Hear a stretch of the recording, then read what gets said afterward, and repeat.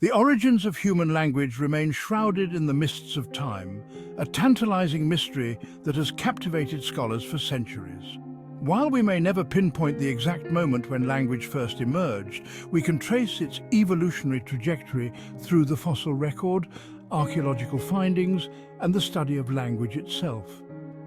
It is widely believed that early hominids, our distant ancestors, relied heavily on gestures and vocalizations for communication. Imagine a small band of early humans moving through a dense forest, their survival depending on their ability to coordinate movements, warn each other of danger, and share information about food sources. In such a setting, a system of gestures and calls would have been essential for their daily lives. Over time, as the cognitive abilities of hominids developed, these simple forms of communication likely grew in complexity. The development of vocal tracts capable of producing a wider range of sounds was a crucial step in the evolution of language. Coupled with the increasing size and sophistication of the human brain, this paved the way for more intricate vocalizations. These early sounds may have been rudimentary at first, lacking the structure and grammar of modern languages, but they represented a significant leap forward in communicative ability.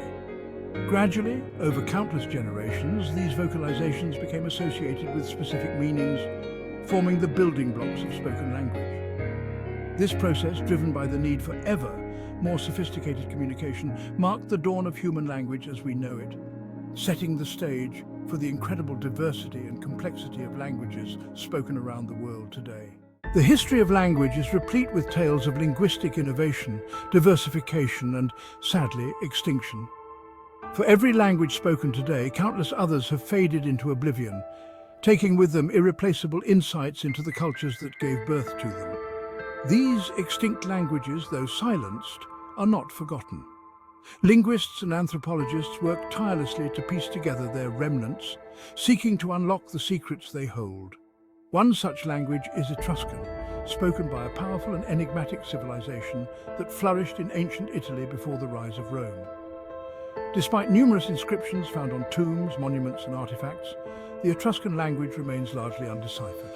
Its script is understood, but the meanings of many words and the intricacies of its grammar continue to elude us.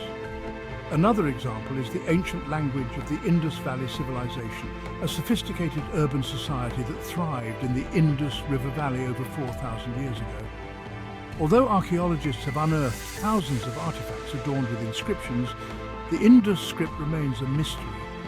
The lack of a Rosetta Stone or bilingual text has hampered efforts to decipher it, leaving scholars to speculate about the language it represents. The reasons for language extinction are varied and complex. Sometimes languages die out gradually, as speakers assimilate into dominant cultures and abandon their ancestral tongues. In other cases, languages disappear abruptly, victims of conquest, disease, or natural disasters. Regardless of the cause, the loss of a language is a tragedy, representing a profound loss of cultural heritage and knowledge. While languages may fade away, the wellspring of linguistic innovation never runs dry. Just as new species emerge through evolution, new languages are constantly being born, driven by the dynamic interplay of social, cultural, and technological forces. These linguistic newcomers often arise in the crucible of cultural contact, where different languages collide and recombine, giving rise to novel forms of expression. One fascinating example of language creation is the emergence of creoles. These languages typically develop in situations where speakers of different languages are brought together, often through trade, colonization, or slavery. In such contexts, a simplified form of communication known as a pidgin may emerge, incorporating elements from the various languages in contact. Remarkably, if a pidgin language becomes sufficiently established and is learned by children as their first language, it can evolve into a fully fledged Creole language, complete with its own complex grammar and vocabulary. Tok Pisin, spoken in Papua New Guinea, is a prime example of a Creole language that has gained official status and is used in government, education, and the media. In today's digital age, we are witnessing the birth of new languages in the virtual realm. Digital languages, characterized by their use of abbreviations, emoticons, and internet slang, have emerged as powerful tools for communication in online communities and social media platforms. While some dismiss these linguistic innovations as mere slang, others see them as legitimate languages in their own right, shaped by the unique constraints and possibilities of digital communication. If you liked what you saw, please like, share and subscribe to Muse of Knowledge, the home of learning.